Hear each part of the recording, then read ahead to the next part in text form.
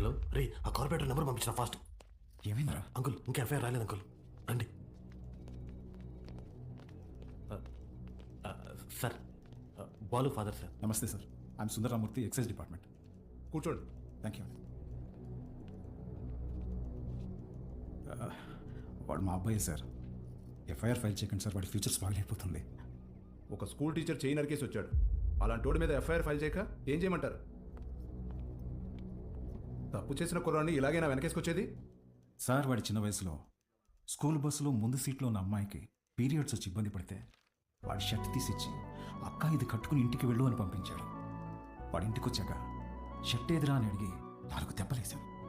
ఆ రోజు తర్వాత ఆ అమ్మాయి వాళ్ళ అమ్మ షర్ట్ తీసుకొచ్చి మా ఆవిడ చేతులు పెట్టి ఇంత చిన్న వయసులో ఇంత సంస్కారం ఎలా నేర్పించారమ్మా అని థ్యాంక్స్ చెప్పి వెళ్ళింది.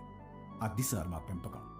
అర్థం చేసుకోలేని వయసులోని ఓ ఆడపిల్లకి అవసరం తీర్చినోడు పాఠాలు చెప్పే పంతులు చేయి నరికాడంటే తప్పకుండా తప్పు వాడిదై ఉంటుంది సార్.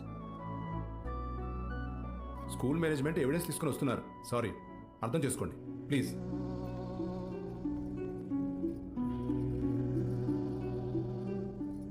తల తీసినోడికే బెయిలిస్తున్నారా?